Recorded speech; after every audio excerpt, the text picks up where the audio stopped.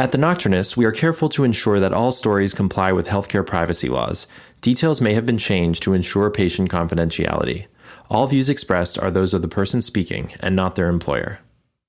Support for the Nocturnists comes from the California Medical Association and the Patrick J. McGovern Foundation.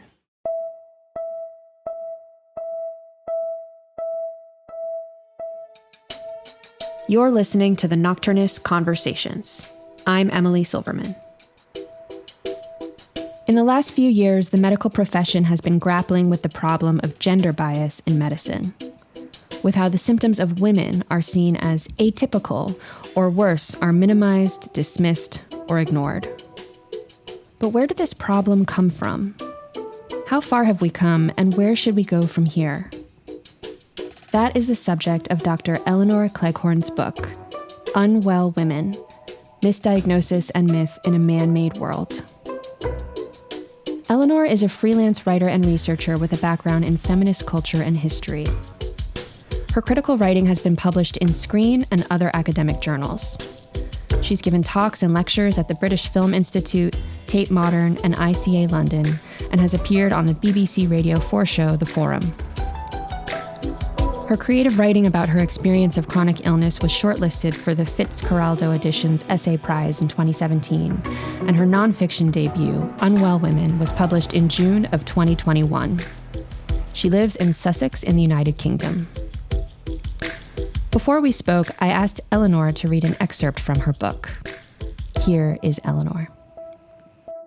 We are taught that medicine is the art of solving our body's mysteries, and we expect medicine as a science to uphold the principles of evidence and impartiality. We want our doctors to listen to us and care for us as people. But we also need their assessments of our pain and fevers, aches and exhaustion to be free of any prejudice about who we are. We expect and deserve fair and ethical treatment regardless of our gender or the colour of our skin. But here, things get complicated. Medicine carries the burden of its own troubling history. The history of medicine, of illness, is every bit as social and cultural as it is scientific. It is a history of people, of their bodies and their lives, not just of physicians, surgeons, clinicians, and researchers. And medical progress has not just marched forward in laboratories and benches, lectures and textbooks. It has always reflected the realities of the changing world and the meanings of being human. Gender difference is intimately stitched into the fabric of humanness. At every stage in its long history, medicine has absorbed and enforced socially constructed gender divisions. These divisions have traditionally ascribed power and dominance to men. Historically, women have been subordinated in politics, wealth, and education. Modern scientific medicine, as it has evolved over the centuries as a profession, an institution, and a discipline, has flourished in these exact conditions. Male dominance, and with it the superiority of the male body, was cemented into medicine's very foundations, laid down in ancient Greece. In the 3rd century BCE, the philosopher Aristotle described the female body as the inverse of the male body, with its genitalia turned outside in. Women were marked by their anatomical difference from men and medically defined as faulty, defective, deficient. But women also possessed an organ of the highest biological and social value, the uterus. Possession of this organ defined the purpose of women, to bear and raise children. Knowledge about female biology centered on women's capacity and duty to reproduce. Being biologically female defined and constrained what it meant to be a woman, and being a woman was conflated with and reduced to the female sex. Medicine validated these social determinants by constructing the myth that a woman was her biology, that she was ruled by it, governed by it, at the mercy of it. Women's illnesses and diseases were consistently related back to the secrets and curiosities of her reproductive organs. The mystical uterus influenced every conceivable disorder and dysfunction of her body and mind, And ever since, medical knowledge about women's susceptibility to illness and disease has been shaped and distorted by prejudiced beliefs that possessing a uterus defines our inferior position in the man-made world. Thank you for the reading, and thank you, Elinor, for being with me today. Thank you so much for having me. So I have to tell you, I learned so much from this book. Even though I am a woman, and even though I am a physician, I didn't know a lot of this history. So I have to admit, I was disturbed by how deep and ancient a lot of this sexism is. I would love to hear a bit from you about what inspired you to write this book. Of course. I was diagnosed in 2010 with the most common form of the autoimmune disease called lupus. And before my diagnosis, I'd spent about 8 years in pain. And this pain would wax and wane. It was in my joints. It would flare at my ankles and my knees. I had migraines, photosensitivity, and mental health issues associated with being in pain for so much of the time. But every time I went to my doctor, my GP, to try to find answers for this pain, I was usually dismissed as being hormonal or as being anxious or work stressed. Sometimes presumptions were made about my lifestyle. Other times I was accused of being pregnant and not knowing. And I was never referred for further diagnostic tests. And my pain was never taken seriously enough to warrant any further investigation. So over the years, I internalized this idea that I was effectively a hysterical woman, that I was paying too much attention to my body, that I was conjuring symptoms in my mind. And my diagnosis was a real vindication and validation of my knowledge about my body, my intuition about my own pain. And I was a historian at the time I was diagnosed with lupus. I was working on my PhD thesis, where I was looking back through cultural history and uncovering hidden aspects of the lives of some women film artists. And I started to mine the annals of medical history to find out more about lupus, to find out why we still knew so little about it, why it was so difficult to diagnose, and also to try and establish why so many more women and people born female got autoimmune diseases. 90% of sufferers of lupus are female. And these were the kind of questions that my physicians and consultants couldn't answer. They could medicate me and care for me and save my life, but they couldn't answer what I felt were really fundamental questions about the disease. So I looked back. And when I looked back, I found women like myself across the centuries. I found one from 1902, a young woman who very unfortunately died of lupus, of the same symptoms that I had had that had triggered my diagnosis, which was pericarditis, fluid around my heart. And she had also endured about 6 years of misdiagnosed and dismissed pain. And I felt a real kinship with these women that I was finding, usually in medical studies and case reports. And I felt as if we were a community of unwell women across history, and that there was something to be learned from those histories. And so over the years since my diagnosis, I expanded my searching to look at histories of other conditions related to gynecological organs. And I built up this sort of picture of dismissal, denial, doubt, but also knowledge blind spots that seem to be masked by strange stereotypes and mythologies about women's bodies. Thank you so much for sharing your personal story with me just now, and also in the book. You save it for the end of the book, and it just hits so much harder after reading all the history. And a lot of the themes that came up in this book are personal to me too. I lived a life of pretty painful cramps, and then when I was in my medical residency, the symptoms really exploded, and I spent a year with a lot of pelvic pain. And as a physician myself, went to, say, 5 or 6 different doctors and dealt with a lot of the same issues that you described, and came out feeling incredibly shamed and unsure and didn't trust myself and ultimately ended up having surgery and getting the diagnosis of endometriosis. So it was personal for me too. And I'm sure many of the people listening have themselves gone through an experience like this or know somebody who has.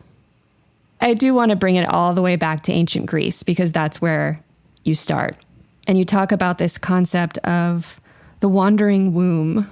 And it's actually a literal term. Physicians back then believed that the uterus could travel to different parts of the body and wreak havoc on different organs. So tell us a little bit about the wandering womb and specifically this obsession that men had with the uterus.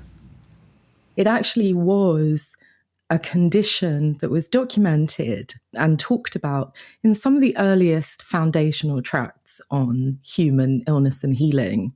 So I begin Unwell Women in the time of Hippocrates, who we know today because our physicians swear a form of the Hippocratic Oath to first do no harm.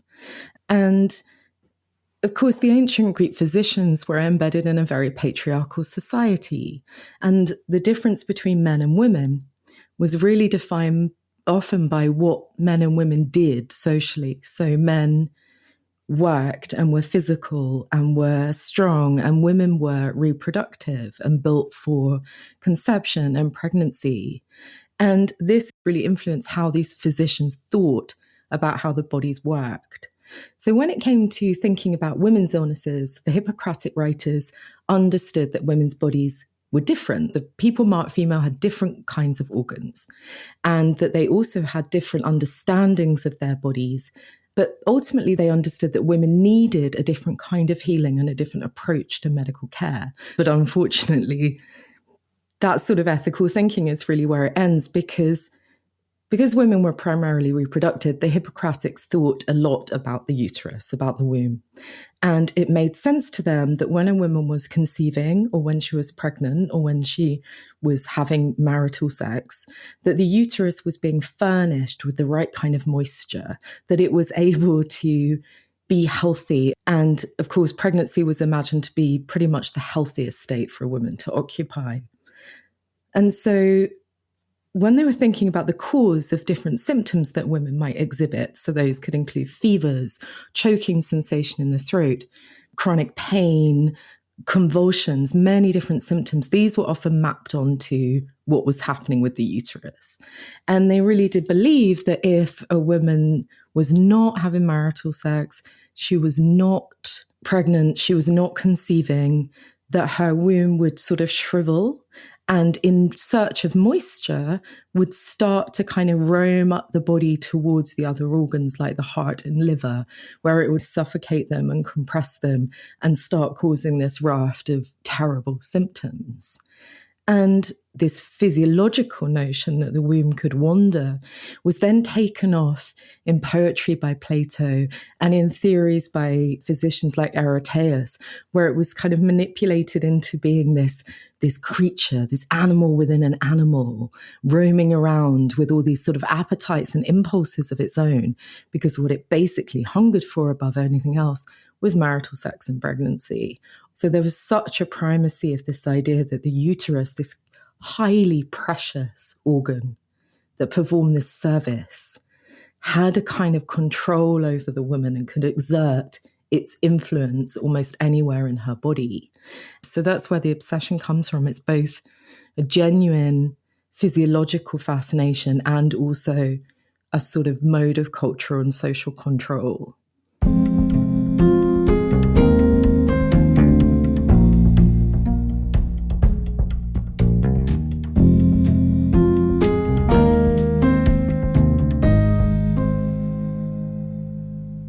Sticking with the ancient history of this, you talk about myths from literature and religion, including the stories of Pandora and Pandora's box, and the story of Adam and Eve and how they were the seeds of a lot of these sexist narratives. Talk to us about that.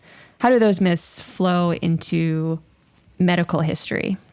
So the ancient Greeks wrote all these foundational tracts and established a lot of understanding that was very influential over the centuries. So after the fall of Rome and with the rise of Christian theology around Europe, it was really the church, monks, churchmen who were allowed to possess this knowledge in the deeply misogynistic and patriarchal conditions of the early Middle Ages. And so when they were retranslating this material from ancient times, they were respinning it in light of new myths. And many of those myths were laid out in biblical stories and theological ideas about women being the source of sin. So in the sort of 13th, 14th century, there was a lot of deeply misogynistic material written about women's bodies that really took women to be potentially defiling, potentially corruptive, potentially poisonous, because they all held this potentially sinful biology. So it was very easy for these myths to be manipulated into biological theories, because these religious chaps were the ones who were doing the writing and the ones who were owning the material. And one of the sources of much mythologizing and fantasizing about the dangers and deficiencies of women's bodies was to do with menstruation. And menstruation was a defiling substance. It crossed boundaries. Women weren't supposed to bleed and survive, right? So this was the source of some of the attitudes that then set the stage for events like the witch trials or the accusations of women for acts of witchcraft that happened across Europe between the 15th and 17th centuries. So even though medical knowledge didn't cause the witch trials or make society believe that women could actually consort with devils, it definitely contributed to a culture and climate of intense suspicion and intense stigma around what the dirty mess of women's bodies and organs could make them capable of.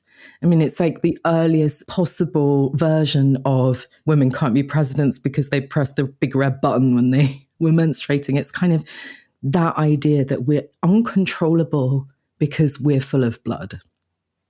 These ties from the religious myths to these ideas about women and their bodies is so interesting. And I was talking to my husband about it, and he pointed out that a lot of religious gods, their birth stories avoid the topic of sex and vaginas altogether. So he was saying to me that the goddess Athena is born out of Zeus's head.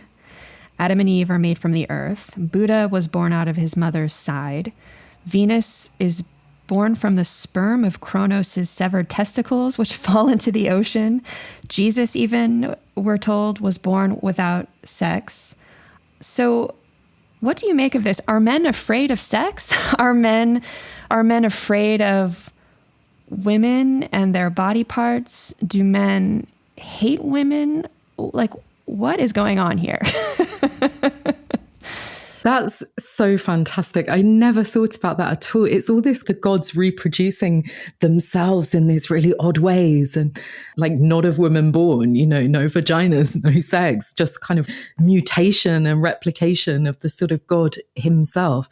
I hadn't thought about that before, but that's so fascinating. I think that historically, the authors of these kind of myths, I think, are afraid of the vagina, of the physicality of birth, of the necessity of women's bodies to the earth, to the world.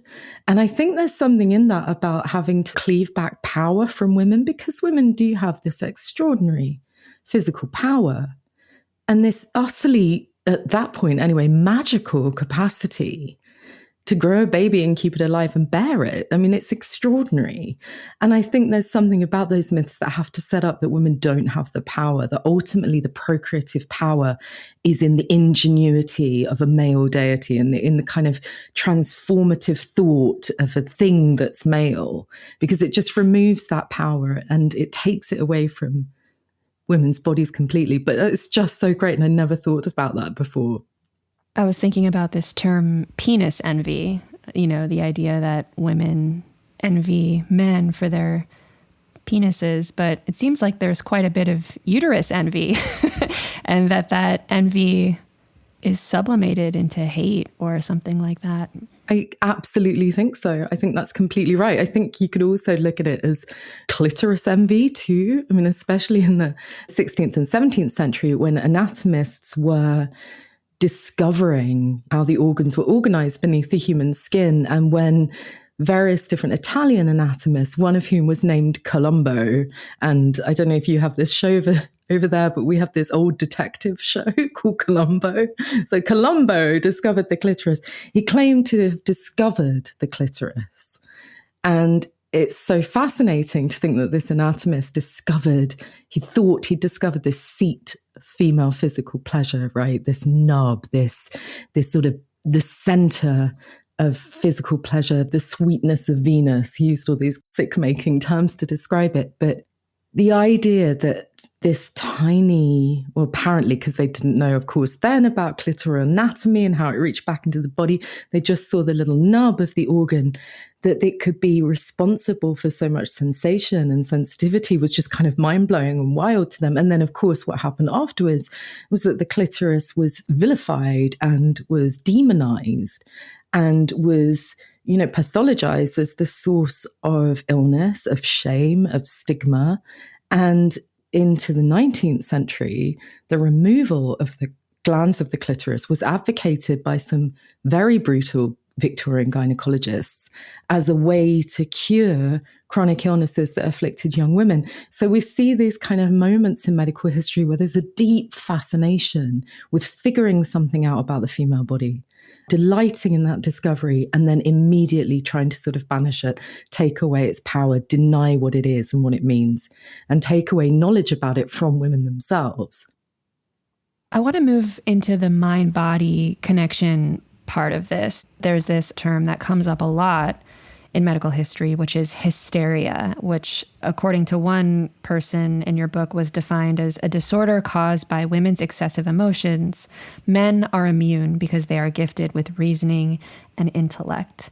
So tell us more about hysteria and why it's so easy for physicians to attribute physical symptoms to mental causes in women. So hysteria as a diagnostic category really emerged in the early 17th century. So at the tail end of the witchcraft craze across Europe, some physicians were trying to find plausible reasons why women appeared to be possessed, why women appeared as if they might be consorting with devils. There are a group of physicians who were looking for more humane explanations and wanted to argue that what was called witchcraft was in fact an organic disease that could be cured rather than a crime that needed to be punished.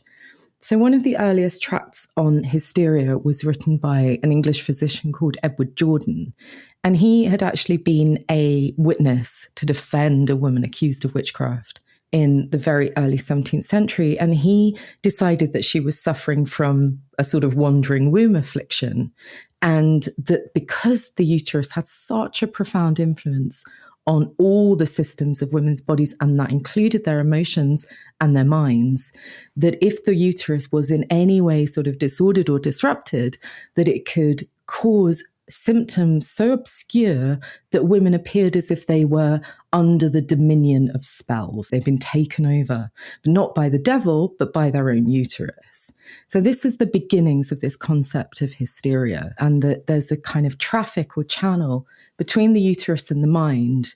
And as male physicians over the centuries began to get very keen on this idea of hysteria, they developed all sorts of different definitions for what it was.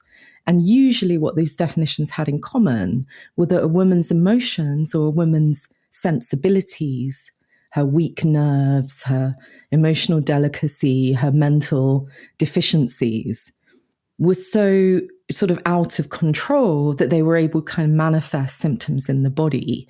So this really set the stage for the dismissal of women's pain and other illness symptoms as all in the mind, as emotional, as anxious, as hysterical indeed. So it was a very diminishing diagnosis. It was a very feminized diagnosis.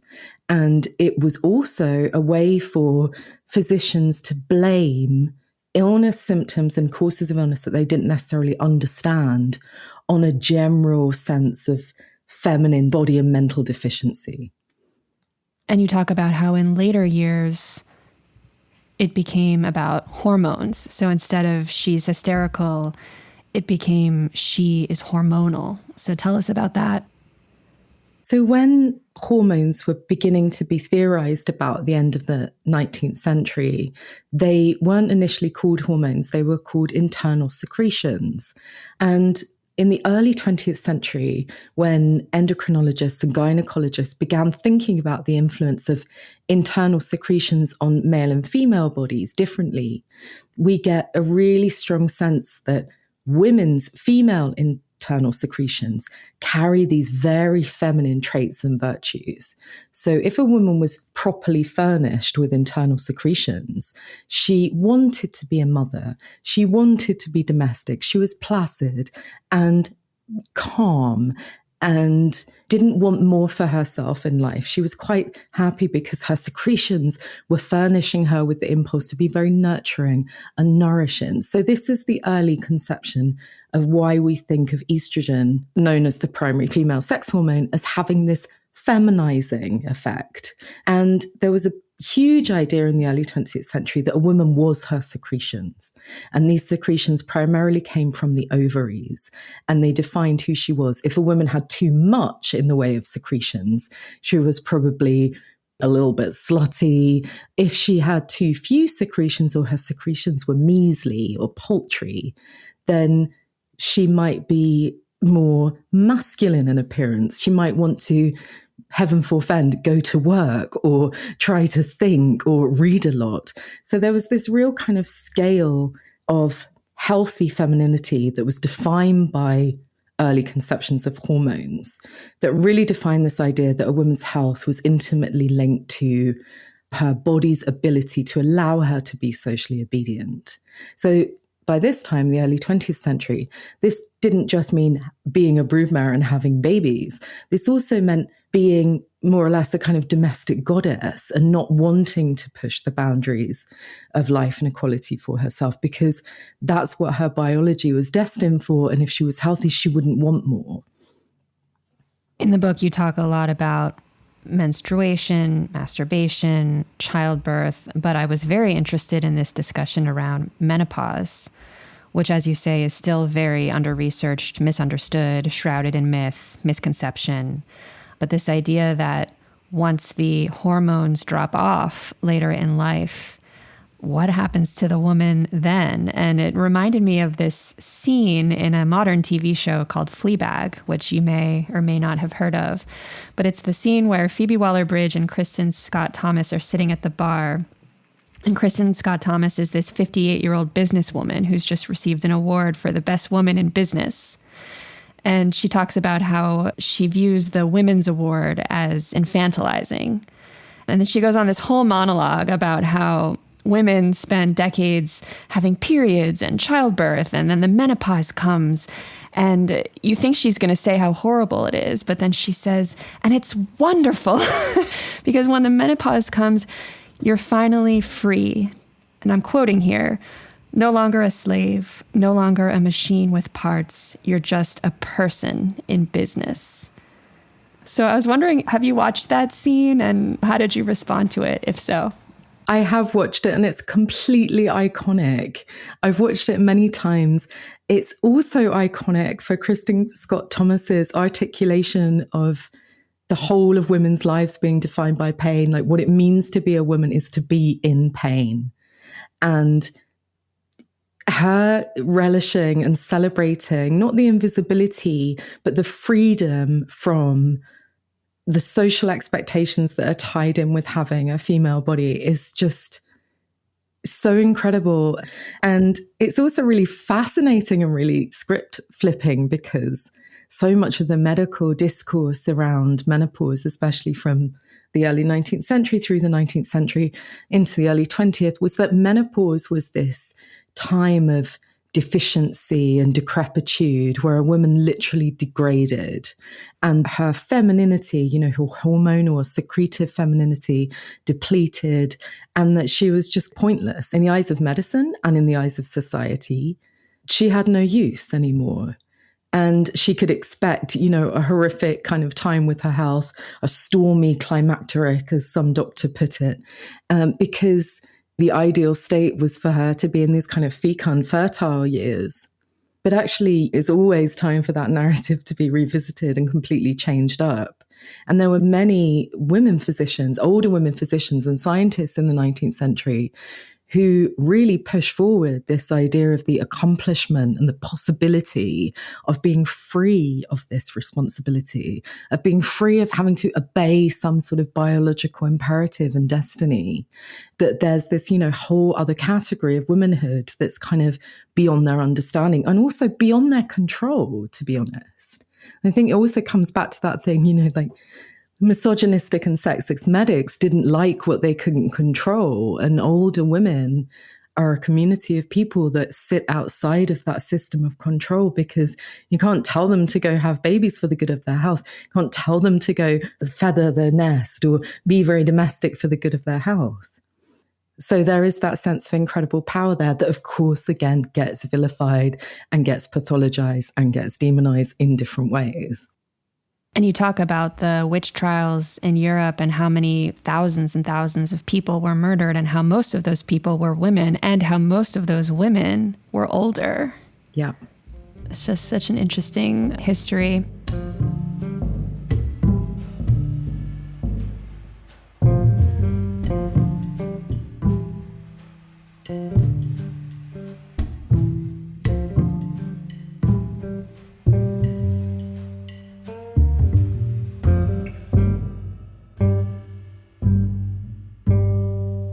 I want to bring it into modern day a bit, because we started this conversation talking about your experience being diagnosed with lupus after many, many years of being ignored and dismissed.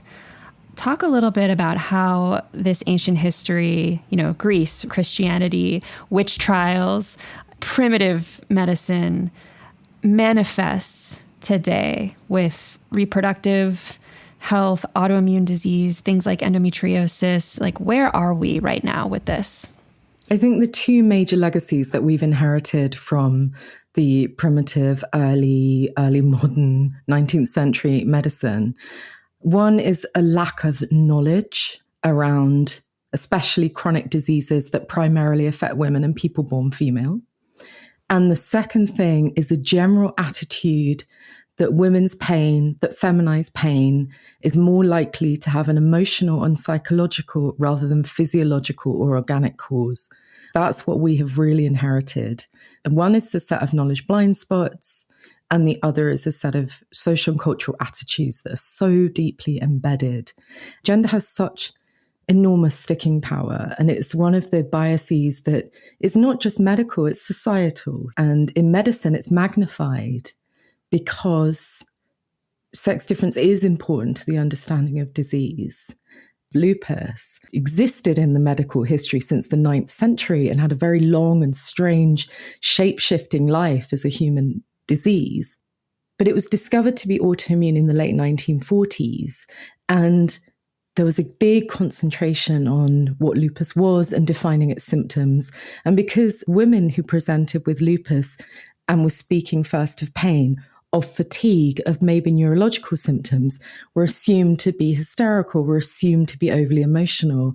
And the concentration on those gender differences meant a huge amount of knowledge was missed at that really crucial time. So these are the two areas, knowledge and attitude, that we really need to address the past in order to move on for the future.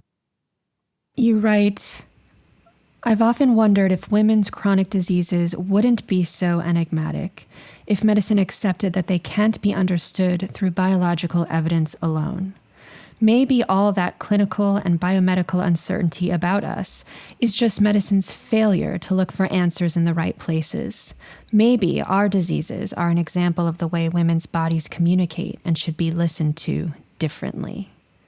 And I thought that was so beautiful, and I'm wondering what you meant by this. Thank you so much, first of all. And I think what I meant by this is that when I look back over my history and think about the medical histories of other women I know who have suffered chronic diseases and struggled to be correctly diagnosed, that oftentimes what was really necessary in the understanding of that disease was that a healthcare provider would listen to what it felt like to be unwell, and that in that listening, there was knowledge to be gained.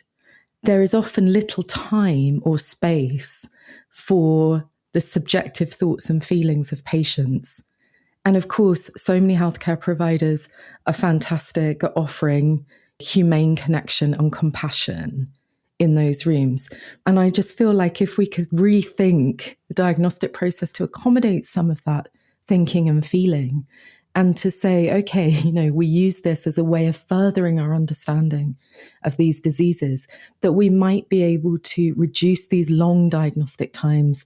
I think it's still 10 years for a conclusive diagnosis of endometriosis and 6 years for a conclusive diagnosis of lupus. I mean, this represents 6 or 10 years of a person's life. It also represents 6 to 10 years of medical resources and thinking and physicians' time and tests. And in order to have a healthcare system that works for everyone, I think it's time we faced up to the fact that ignoring or dismissing or disavowing subjective feeling is not helping us. My last question is about some of the women characters in this book. You talk a lot about how it was women who made the changes that allowed us to get to where we are today. And some of these women have a shadow side. So we learned about a lot of the racism and the eugenics that was built into the birth control revolution. And so that was really saddening and maddening to read about. But I'm curious, out of all of these women characters who pushed the conversation forward, was there one that stood out to you? Maybe somebody that you felt especially connected to or who you were especially interested by? There were so many incredible women that I found in my research, ranging from patients to researchers to activists, to clinicians, to physicians and scientists. But the one that I really fell in love with was named Mary Putnam Jacobi. And she was an American physician working at the end of the 19th century. And it's no coincidence that at the time when many colleges in the US were opening their doors to women and admitting women onto the same degree and higher education programs as their male counterparts, the anti-feminist doctors would really double down on the idea that women's biology meant it was utterly impossible for them to even think about going to college and having a professional life, when all their biology fitted them for was having babies. And one particularly egregious doctor argued that menstruation was such a drain on a young woman's mental energy and energy reserves that if she went to school, she would leave school completely with the old wandering womb and the old shriveled ovaries, and no one would want to marry her, and she'd be a kind of zombie-like spinster, and it would lead to the downfall of society. So Mary Putnam Jacobi was incredibly smart and incredibly scientifically minded, but she was also an experimental physiologist, and she decided to examine this question. Do women really need to just rest and sleep when they're menstruating? Does menstruation have a significant impact on women's energy, on their minds, and on their bodies? And she did this study that was published in 1877 called The Question of Rest for Women During Menstruation, where she didn't just do quantitative work in the lab, looking at different women's body temperatures, energy reserves, blood pressure, circulation, respiration. She gave them the opportunity to talk about what it felt like to menstruate, what it was like to live in a menstruating body. And she decided that not only was rest unnecessary unless a woman was ill, but it was kind of injurious to her as well. And she was always throughout her life a real proponent of equal education for women, of medical education for women. She spoke in favor of suffragism. She was the physician of Charlotte Perkins Gilman, the author of The Yellow Wallpaper. She really saved her from postnatal depression and enabled her to write again. She died, unfortunately and sadly, of a brain tumor, but while she was dying, she wrote an account of her symptoms and her treatment so that her illness could then contribute to the understanding of the particular tumor that she had. So she really championed this idea, I believe, of subjective body experiences and lived experience of illness being so important to our understanding of bodies and of disease and of body functions. And she, just such a hero of mine. I remember that part of the book and how I think a male physician had his mind blown when he heard that there was a woman who was menstruating and riding horses at the same time, and like inconceivable to him. Riding horses, going on rickety trains, going for long walks, talking, all these are quite unbelievable to a lot of these Victorian physicians that women could actually do that. And I love what you point out about her research and how it wasn't just focused on the data and the quantitative piece, but how she really brought storytelling and narrative to the fore. And here at the Nocturnists, we're all about storytelling in medicine. And so thank you for bringing her and her work to the attention of me and the audience, somebody in history who I think we should learn more about. That's all I have. I, just wanted to say thank you again for coming onto the podcast to talk about this book. Thank you so much for having me. Well, this has been wonderful. I am speaking with Elinor Cleghorn about her book, Unwell Women, Misdiagnosis and Myth in a Man-Made World. Highly recommended to anybody in the healthcare profession or patients. Really, really illuminating history. Again, as I said at the beginning, I learned so much about the history of sexism in medicine and where we came from and where we need to go. So thank you again for writing it and for being here. Well, thank you so much for having me. It's been such a pleasure.